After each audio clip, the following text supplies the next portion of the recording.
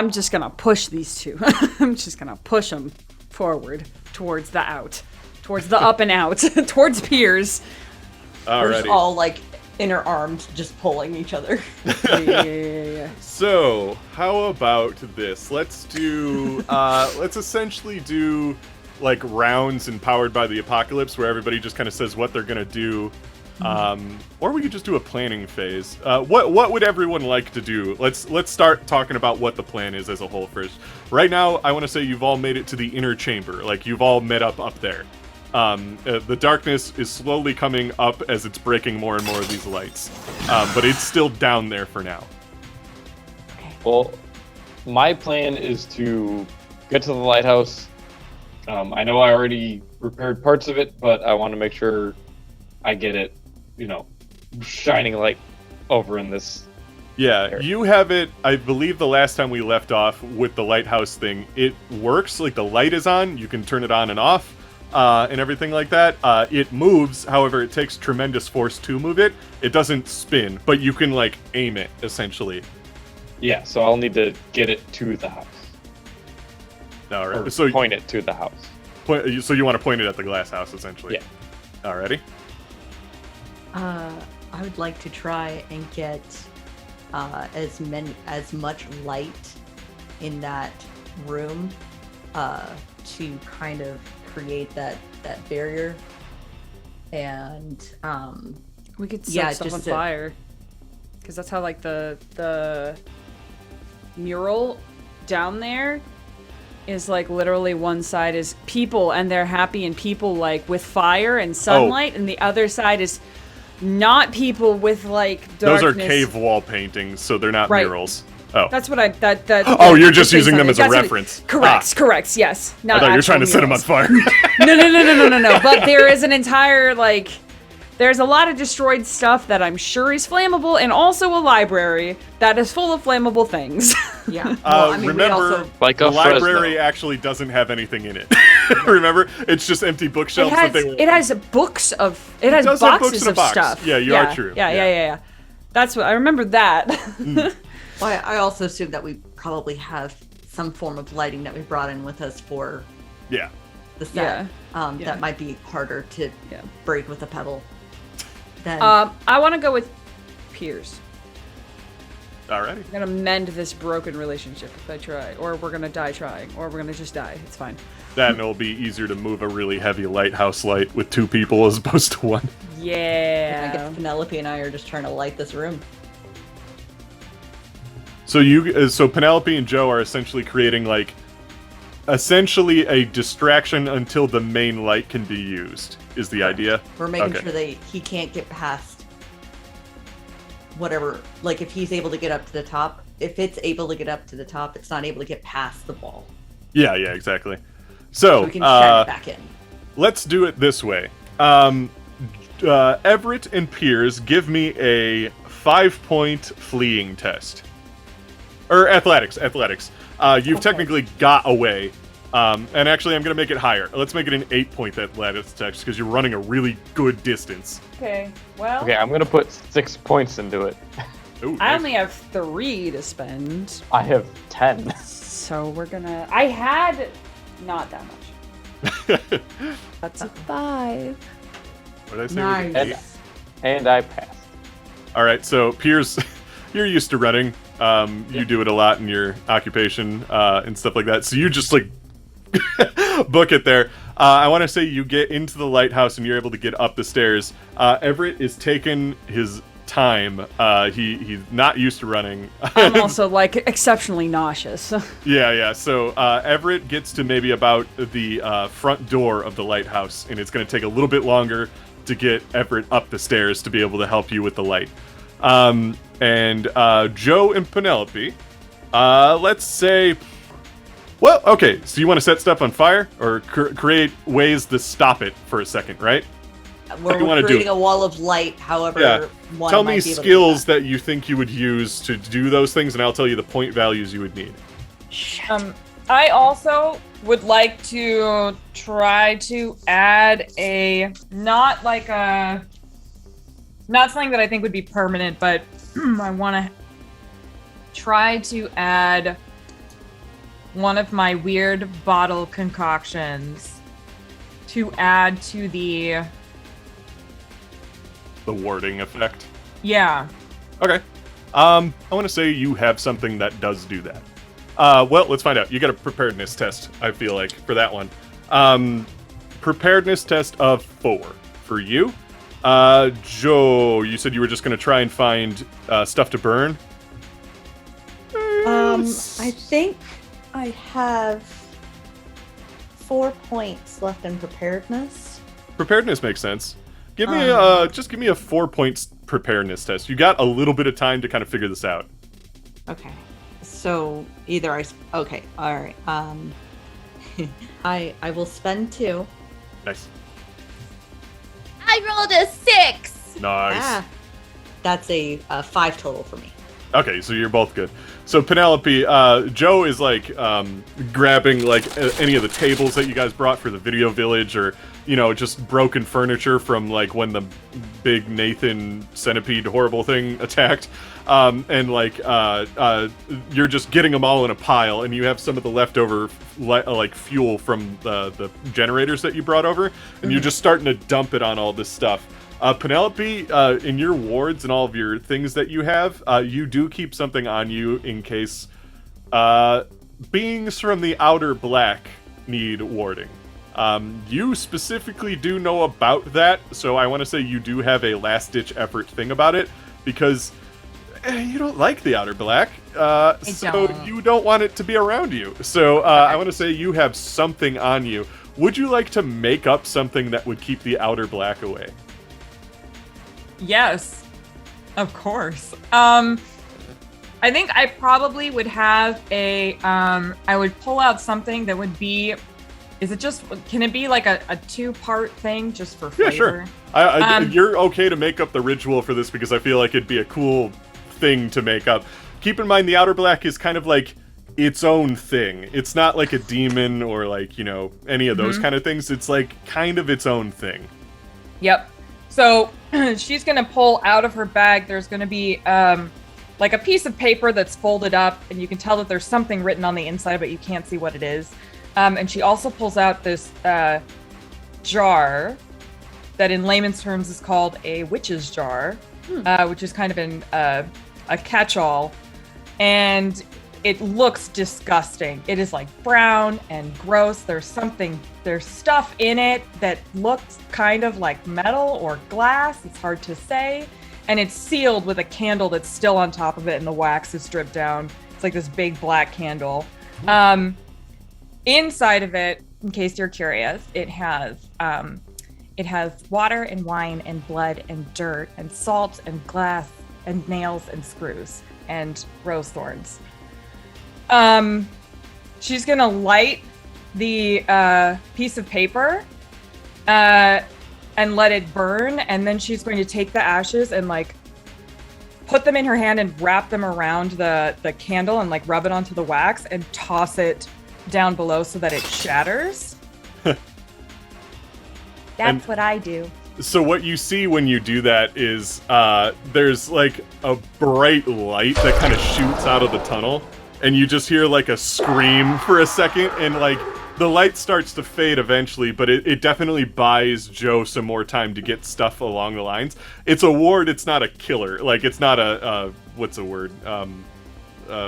Bug spray. Repellent? Not the repellent kind, the one that kills the bugs. Oh, gosh. It's not one of those. It just wards, it does not kill. So, like, it gives you time, essentially. Yeah, it's not like that. It's not a pesticide for the outer black or anything like that. But yeah, no, so you aren't exactly sure what it, like, kind of looks like, but it just makes this gigantic, cool-looking, weird light that seems physical. Like, it doesn't just seem like a light. Like, it seems like if you were to put your hand through this light, it would feel like Jell-O around it, almost. Like, there's something about it that kind of feels more real than just light. And that stops it and keeps it kind of stuffed down there just a little bit longer while everybody tries to get all the other stuff together. Yeah, Joe, I want to say you got everything going. You got, like, a big mound of stuff, and you covered it all in fuel, and you have the match ready to go. And I have reflectors behind it for what's it called, lighting. Yep. To really put it that way. It's really just like fucking, I have like whatever LEDs on fucking charge, and I'm just like everything. I'm manic lighting this place. That's awesome. So I want to say, yeah, you got the match ready to go, and Penelope is technically in the inner chamber right now, but within earshot. If you're gonna move, I move. I will toddle away swiftly. Just with that, we are on another check. Piers, I want you to give me a... You are alone currently. I want you to give me a 10-point athletic check as you're trying to move this light on your own. Everett, I want you to give me a 4-point athletics check as you're trying to run up the stairs of the lighthouse. I rolled a 4. Nice. Should I even roll? I'm not going to put points into it, so I'll fail. Depending on how many points you get in it, I'm gonna lower the difficulty the next time it's okay. Let me roll. I got a 6. Nice. So, I want to say it gets to a point where you, like, you just need, like, if you had another person, this would go much smoother. I'll get there! Yeah, but you get it, then you see Everett get up there. Everett, I want you to make me maybe the final roll, depending on if you can make it. Give me a... It's already been done. Give me a 4-point athletics test. It's a 1. Oh, jeez. You're both really struggling to get this. At that same point, you see just like a large, like, come out of the front of the lobby. You can almost hear it from where you are. Like, it sounds like a clap as, like, the lobby just sort of explodes from the setup that Joe made. You see Penelope and Joe run out of the front and trip onto the ground as this, like, light starts emanating from the entryway of the lobby, and Penelope and Joe just kind of like are like laying on the ground as they like look back at the light that's going on and everything like that. Everett and Piers, combined, I want you to get me 8 points in athletics. So between both of your rolls, if you can get 8 between both of you. Okay. I'm going to put 2 points into it just to be sure. Mm-hmm. Good. Great. Good, because I rolled a 3. So you got 5. Yeah. You got a 1. Everett, what the fuck? I was having a hard day! Everett, if you're willing to spend health, you can spend health equal to what you need in order to finish it off. How much more do we need? We got up to 6, and I said 8, so if you spend 3... I'm gonna double it. If you spend 6 health, you can do it. I'll do it. Oh my gosh. I'm down to 3, but I'll do it. So you, like, you're really struggling, and you actually feel something pop as you, like, get it there. The light dies in the lobby, and all of a sudden, you just see, like, Penelope and Joe just kind of, like... And then all of a sudden, out of the entrance comes this, like, this big, horrifying, like, blob thing. Like, light, it, like, kind of spreads itself out, and it looks like it's about to engulf Penelope and Joe. But then you go... and you turn on the lighthouse, and it's just caught in it, dead center. And you hear it screaming as it, like, writhes, but it just can't get away from this light. And you're, like, with the strength that you're doing, like, you're managing to, like, keep it in that light as you can almost feel like it's fighting against the light, but that might just be how strong the gears are holding itself in place. But, like, it's just...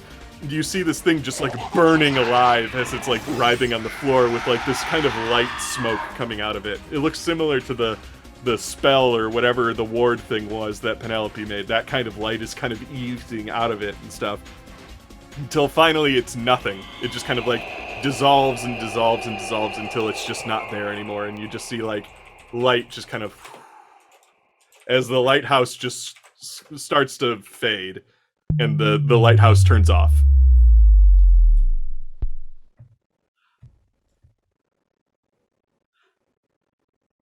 Ow. I was just gonna sit wherever he's at. Yeah, you definitely, like, dislocated a shoulder or something in that. Like, something's broken. Like, it's not... Yeah, it's not working the way it should. Yeah, it's not even dislocated. It's, like, something, like, cracked. I'll try to take a look and help out. I want to say... Everett. With that, we're going to kind of run into vaguely epilogue mode. What else would you like? Like, you don't have to like heal each other. You can have your moments and everything on the island, of course. Like, do whatever you want, but like, we don't have to like roll or anything like that for the rest of the. I'll say we'll do a moment of I help Everett and help walk him down the stairs to meet up with Penelope and Joe. You're all beat up. Yeah. Joe will just gently put a like face in the dirt, kind of lift her head up, and just kind of put her hand gently on Penelope's shoulder. You okay? No. Okay, good. Okay. No, if you were because okay with this, that would have been fucked up. No, it was like it's like one of those things where it's like she's talking, it's fine, kind of thing. Did we kill the guard dog?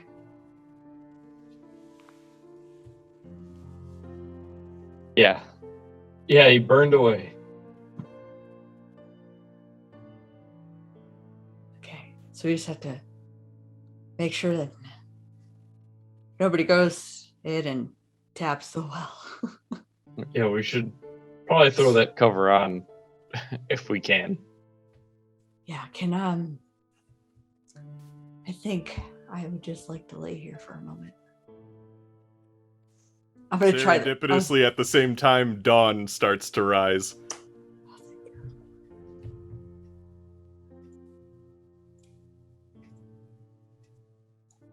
We're still missing two. No. There. Well. What?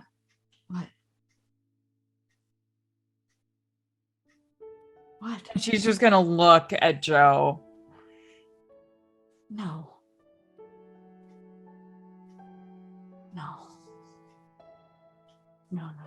Not this.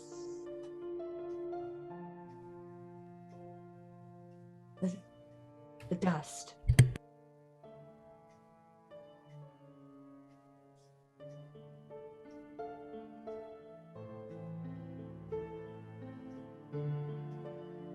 Fuck.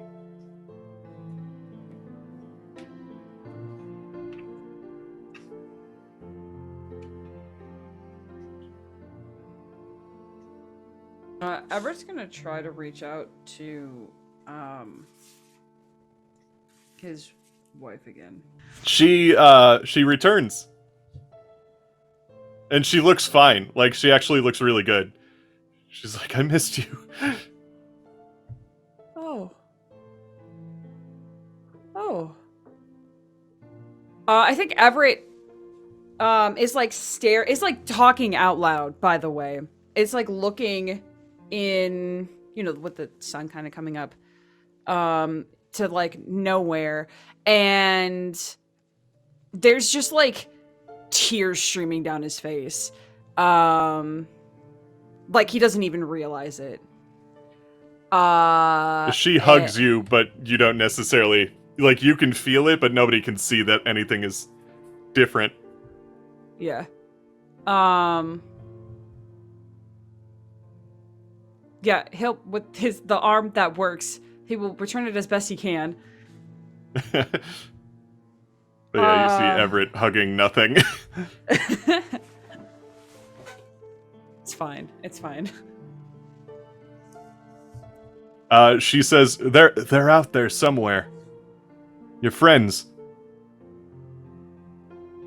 I can feel them, but I don't know where they are.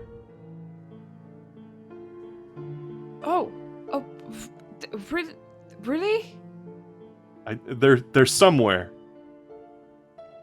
Not, I hate to break it to you, not in your plane. Oh, okay. They're lost. Oh,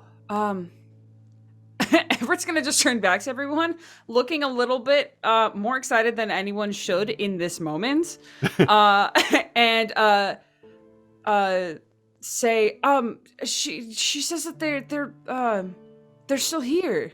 well, not here, not quite the same. Not necessarily here, just Right, out there. Right, I know. And like he's like talking to the air. It's like, but listen, like, honey, you got they're No, I know, but in like a larger sense. Well, and we what I'm saying is we could find them in a way and at least get them to a restful place. Joe It's had just gonna already take some walked time. off to kneel down someplace away. And she's crying, so she's not hearing Everett right now.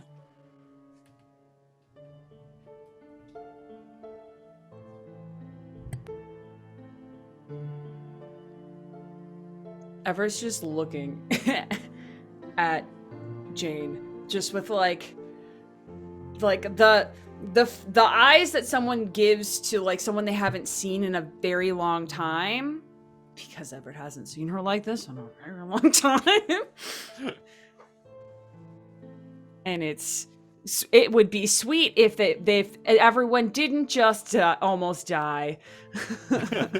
And she just goes, "Don't worry, I'm here always." And then right as she says that, the dawn like sun just kind of peeks over the horizon, and like the light almost kind of like she's just gone as the light kind of shines through her.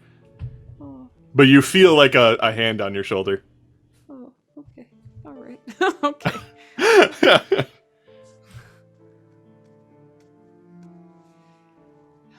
Piers is just trying to salvage equipment.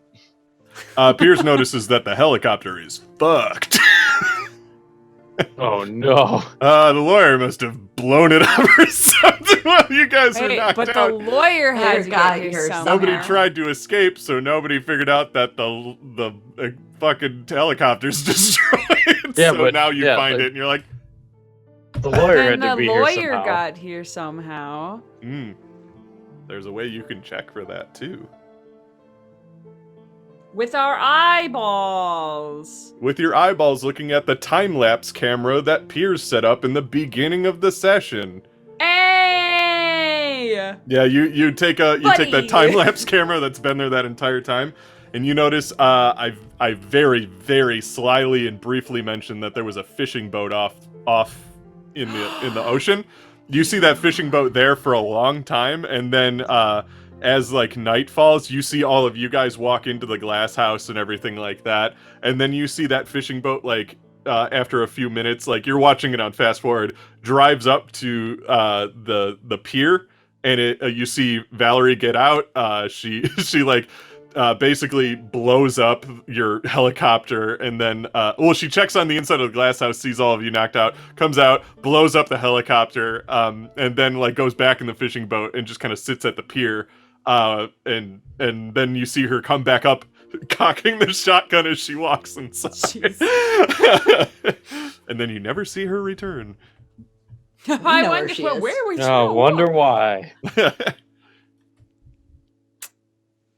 Okay. Joe is sitting by herself, looking. Just away. If you need her, go get her. She's not doing anything right now. I think Everett's focused on closing up the well. Yeah, I want to say all of you Yeah, get down there. Well, Yeah, okay, Piers is- getting the arm in a way that it's gonna like hurt the least amount until we can fix it, but then also going to get that taken care of. But yeah, the well, and you see like that fog that was coming out of it close. And it feels like the pulsing stops. It's almost like you feel the pulse retreat, like it goes down. And I want to say, to kind of move things along, as you're leaving the Glaas House again, now that you've sealed it, there's an old man sitting at, like, he kind of starts to walk up the path. He's got a cane and everything like that. He's walking up the path. And he's got a younger woman with him who's dressed in gardener clothes. These two look vaguely familiar because I mentioned, well, first of all, they look really familiar to Penelope, the old man particularly. But the reason they look familiar to a lot of you is because on your way to the hotel, I mentioned you passed by a car that had an old man with a young driver in it, and these two, like, suddenly you're like, oh yeah, what the fuck, and stuff like that. And this man, he's just like, I came as soon as I could. I heard that there were people going to Glaas House, and I didn't realize what was happening until it was too late. I'd like to introduce myself. My name, well, some call me Adam DeBrat, but others know me as Patrick Riley, and I was the one who commissioned this house. I need you all to come with me. We need to talk. And he kind of ushers you towards his yacht. The gardener's like... Yacht. Yeah. They park the yacht just kind of in the ocean somewhere to kind of talk to you in private. And Adam's sitting there with his cane. The gardener's the one who drives the boat and everything like that. And Adam goes, 7 years ago, I tried to do something incredibly foolish. I thought I can control the Outer Black, and it cost me everything. My friend Nathan, who helped me build this house, he was a wonderful architect, sacrificed himself to keep the Outer Darkness contained, and I bought this hotel, you can kind of see it in the distance, the Great Northwestern. I live there now because I keep watch over the place to make sure that things like this don't happen. Unfortunately, it's like everything fell into place. I see Valerie Irving was part of this. It's like she knew I would be out of town and orchestrated this whole thing. And she tried to take the power, and it seems like it didn't work out well for her. It worked out about as well as it did for my other cohorts in the Hermetic Order of the Seventh Circle. I have since made it my life. Everybody that works at the Great Northwestern is part of this mission. We watch the Glaas House. We make sure nothing happens to it. You have all seen horrors beyond imagining. If you'd like, you can join us in this mission, but I wouldn't wish this upon anyone. With that, I will let you make your own decisions, but you've seen what happens, and that well cannot get into the wrong hands. We lost 2 people. I lost 7. And you were out of town. I thought my crew would handle this, but it seems like maybe we have a mole in our midst. Oh well. They'll be dealt with. And the boat starts to drive back to the docks. But now that you know Patrick's proposal, you kind of know everything that's going on. The first question was, what do the characters do in the house following the final confrontation? You kind of did that. It says, do they dispose of any evidence? Do they try to block the shaft to the chamber below with the remaining dynamite? Is it enough to collapse the shaft? Do you do anything else to the house after you've sealed the well? Let's put it that way. Like, do you take it upon yourselves to do anything else to the house, or do you just want Patrick to take care of that? I mean... Did we have any dynamite left? You had about I have 3 sticks. Yeah. We could have blown up the shaft that led down into the bad place of dark. Yeah, so essentially the shaft that leads to the inner chamber, you just want to kind of blow it up and stuff. Yeah, because then the building will still be there. Yeah, and then you can probably they can have you can work with Patrick to re-concrete that up and stuff and make it a lot more convincing. They do a proper burial for Nathan now that he no longer needs to guard the house. And everything like that. And now his widow knows what happened to him. It's like, oh, we found his body and everything like that. The second question, what do the characters do regarding the film they have recorded on the island? Do they broadcast the whole story to the public on Channel 8, or do they keep it for themselves? Or any other alternative, just what do you do with the film? Now, here's the problem. A lot of it got destroyed. Some of the bigger evidence you don't have any footage of. And any footage that Victoria took got taped over with something creepy. And for some odd reason, the second you leave the island, that tape just doesn't work anymore. It's just all static. How terrible. I mean, So you don't have enough So we footage have a for really an episode. long, we have a very long time lapse. Yeah. That's really nice and be good for a nature documentary. well, we could make it, action packed and show that, the lawyer was crazy and blew up everything and blame everything on her. If in all honesty, you can do that for the explanation of the disappearance of your two friends. Yeah. Like somebody's gonna have questions about that. So yeah, because we have footage of her blowing up our helicopter. So yeah. I'm pretty sure Pierce could probably doctor something to make it look like. Don't even need to. You just use the time-lapse footage. That's enough evidence right there. No, just to make it look like Melanie and Victoria were caught in the blast. But I mean, I don't know. I don't really want people to be curious about this place. It's cool that you as the producer decide to make that call.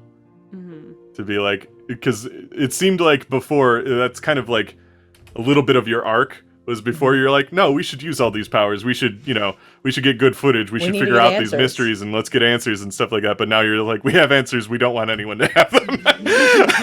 Yeah. Maybe now it's not, maybe now we shouldn't be as reckless with the supernatural. Yeah. The answer is we are not alone. And all it cost was somebody I loved. Ooh. That's the footage. What? Right there. That's how that episode closes out. What the fuck? We're not showing this episode. Right. Of course. So I guess that kind of vaguely goes hand in hand with the next question was, do they inform the authorities of what happened on the island? Would anyone believe them? Do they have any proof to substantiate any claims or accusations?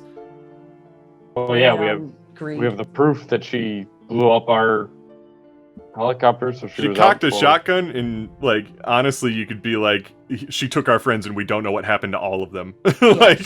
She went postal. She was looking for wealth and yeah. She wanted something about making this episode went to her head or something like that. Yeah. I don't know. Mm-hmm. Yeah. If any characters died on the island, how do they react to this? Let's put it this way: you've all reacted to their deaths, but what do you do about them once you get back to Britain and London and stuff like that? Like how do you how does this affect the show? Does this show just get canceled and we don't air this episode? It sure is, because Everett is not coming back. Oh, oh. So we got no hosts. Sorry, we got no show. It sounds like there's a definite implosion of the show at this point. That two people died in the making of it. A couple of people don't want to come back to do more of it. The footage doesn't work as an episode. Like there's not enough of a cohesion in the footage to make it an episode, and some of it just doesn't work at all. Like it just doesn't look right, or you didn't get good angles because you were panicking, or like it doesn't make sense, or it just feels too fake. Ironically enough, so like didn't get good angles. They honestly, it tanks the show.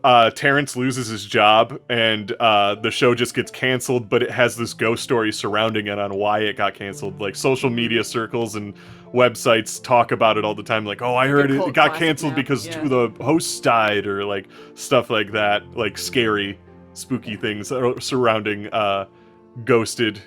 Why that show just dropped off. The show ghosted itself. Joe definitely doesn't work in film anymore, and might want to go to Penelope and then maybe Everett at some point and just go, is there any way that maybe we can use what we know to help instead of profit? I think Everett disappears. Ooh. That's fair. That's juicy as fuck. I love it. Yeah.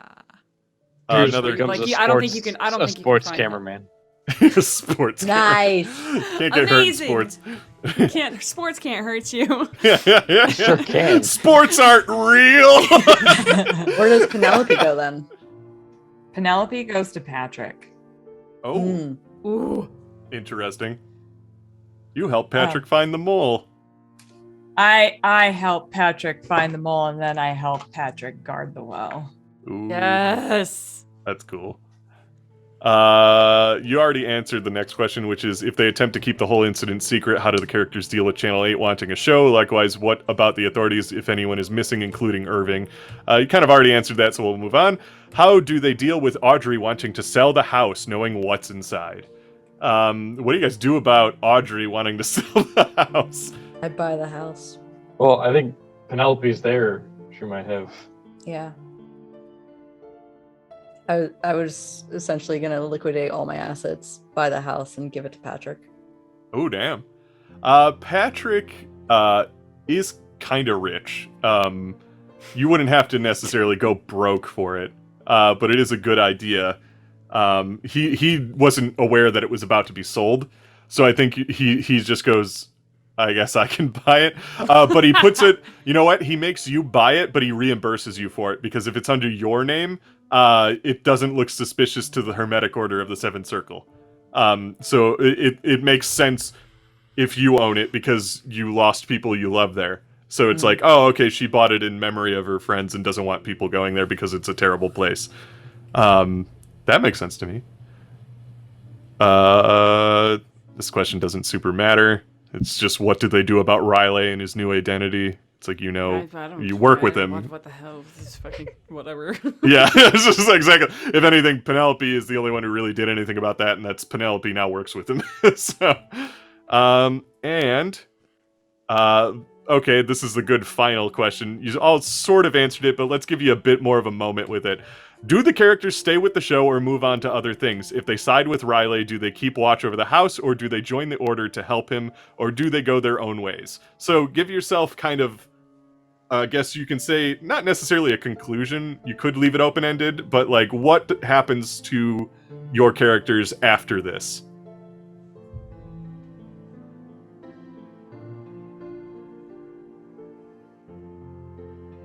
Well, I'd say Piers is exhausted working on 2 different types of camera work where people have died. So that's why he's switched to something easy. And he's just gonna take it easy and just kind of coast, but always remember who he's lost. Excuse me, too? Yeah.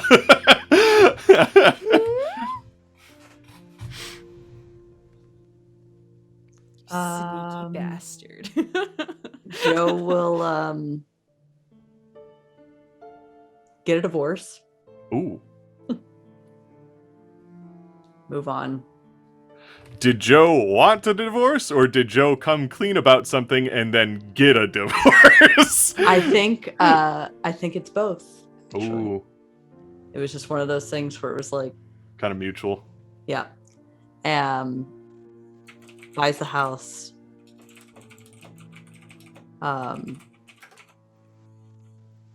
quits working in film, she definitely doesn't want to be a part of the Order at all, but she tries to look in on everyone from time to time, and decides to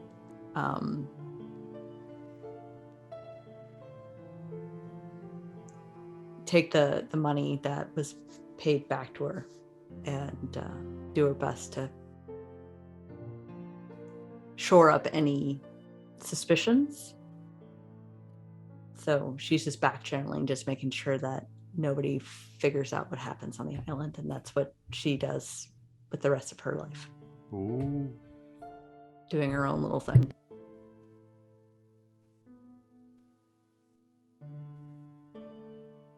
Yeah.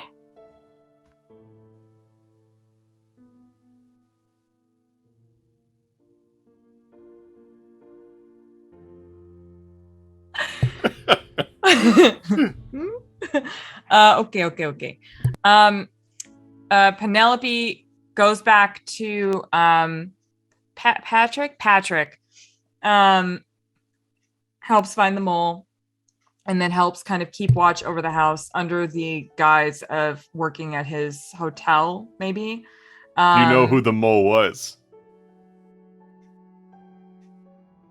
Because you technically do. I know who the mole. I know. No, wait. Is it the bartender? Yes, yeah, it's the it's Sexton, the bartender. Remember, he appeared in your nightmare too, and he made the hand symbol. Oh, like that a bunch motherfucker! Of symbols. That piece of shit. Okay. He wrote Great, a book about good. oral history I of take London. his job. Oh shit, that's awesome! You're a bartender now. Now I'm a bartender. I think I probably also would have. I think I probably would have invited Joe and talk to Patrick to figure out a way to negotiate it so that Joe, since they didn't want to join the order, understandably. Me neither, but here we are. Yeah. Yeah, I feel like that works out well, considering like she doesn't have to join the order in order to like benefit the order. So just buying the house and putting it under her name like was enough that the order is just like, you can do whatever you want. You already did enough. So Perfect. She probably just chills in the bar. Hope Everett becomes a sportscaster, and then Piers and Everett work together. No, Everett disappears. amazing. So there's like a small amount of time after they get back that Everett is kind of still around just to like answer questions or like, you know, finish up any get medical attention. Yes. Any of those things. But I want to say maybe like 3 weeks or so post the island adventure, Everett just kind of drops off the face of the earth, and nobody really hears back from him for probably a good 10 months to a year, and he has gone back to America, which is where I believe. Oh no, you know what he does? He does not go back to America just yet. He has been traveling around England and the Isles and nearby areas with his wife Jane, who's a spirit who follows him around, trying to find the spirits of Melanie and Victoria to put them somewhere at rest. And if it's successful, we'll then go to America and spend the rest of his time there exploring and not doing finding the most boring clerical job, as in like office work, not clergy, but like office work.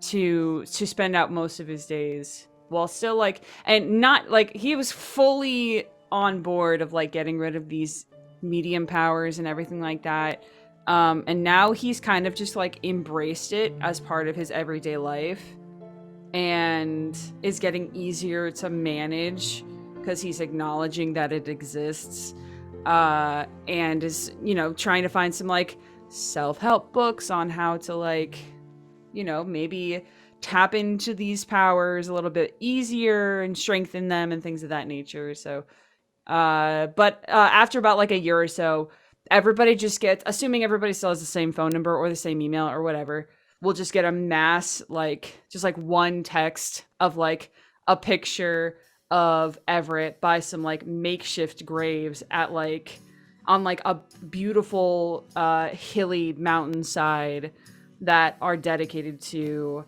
their two coworkers. Oh. Aww.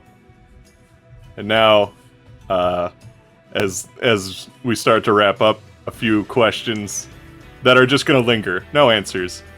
Everett, does your wife look better because you're closer to death? Penelope, how long can you watch it, and how can you stop people who sneak past? Piers, you can't escape the supernatural by switching careers. And Joe, Melanie and Veronica are still probably out there despite, but maybe not in a way, maybe only Penelope could take care of it. There's a certain place that they might be living, but it's gonna be real hard to get there. And with that, that is the seventh circle. Brought with and I'm the keeper. I did. And I'm Dave. I'm Patrick Riley, it turns out. We're doing so great. With that, we will introduce ourselves, and I will go last. But whoever wants to go first. Your favorite moment could be all 3 sessions. Doesn't have to just be the first one. Excellent. I'll go first. Hello, my name is Maria. You can find me on the internet at Happy Capster, both here on Twitch, where I stream most days of the week these days, but also on Twitter, where I update about all of my stuff. I'm also a part of Dice Priori. We're finishing up a Monster of the Week campaign that I get to play in with Alex and with Emma and with other people. That's on Tuesday nights. We also play stuff here, semi-frequently. Also, I'm part of Goblin Society Games. We make TTRPG content, such as a book of magic items for D&D 5e. It's very good. You should go buy it. My favorite moments are all going to revolve around Jane, around my wife, and around the terrible, creepy Tuxedo Man. So we know his name now. It's Nathan Glass. I forgot it. But no, the first time that you described what Jane looked like, which y'all, if you haven't listened to it, is terrible. She did not look good. She was crushed by an elevator and died. Ooh, and she that's looked how like she it. looked. She looked like it. She also sounded like it. She didn't speak in words. She spoke in screams. She screamed. So Everett had been living with a screaming, distorted version of his wife for years. So when there was a conversation happening, so who talked to me in Everett's bedroom? Was it Joe or was it Penelope? It was Penelope. Yeah, she was on the ceiling the entire time. She was on the ceiling just dangling. She was so fun. But then that last question that you asked though, I'm still reeling. Like goddamn. Like terrible. Oh. But wonderful and terrible. So very good. Had its ups and downs. I hate Das. Leave. You're fired, Das. No. Amazing. I'll give it to my good friend, best buddy, rival Piers, aka Jason. Thanks. Jason, you can find me on social media as Decudler. I played Piers, the cameraman. And my favorite moment is the fact that none of you still even know anything about Piers's history. If you re-listen to it, though, you would know about it. So it does come up. Please tell us, please. Yeah. I told you about my very bad dead wife, who was very good but died very badly. I mean, the brief synopsis is there's no reason. There's no reason Pierce is good at any of this. No, we kind of threw it in there. But we did kind of create a backstory for it. Is that with all the wildlife documentary stuff he did, and the worldwide traveling, he met all sorts of different people, different tribes, but also different like military presences. And in his downtime, he usually spent most of that time hanging out with them and learning neat tricks. So he just learned it from being a world traveler and meeting all sorts of different people. Well, then there was also that whole thing about, your dead friend that you couldn't unlock a car for, so you got better at lockpicking because you didn't want to ever be in that situation ever again. We were filming a lion documentary, and, well, it became a lion slaughter, and my coworker was mauled to death because I didn't react fast enough. So, which is now why I move very fast. And also are very good at unlocking things because you didn't unlock the car fast enough. But yeah, that was fun. Terrible. All right, and Emma. Oh, that's me. You can find me at Dreadvoid Witch everywhere on the internet. Goddamn house. And I stream on my channel Monday, Wednesday, Friday, and sometimes on the weekends. We play all kinds of fun games on Mondays. You can find Maria there too. Anyway. I'm here somewhere. On Tuesdays, you can find me over at Dice Prairie, and sometimes you can find me here.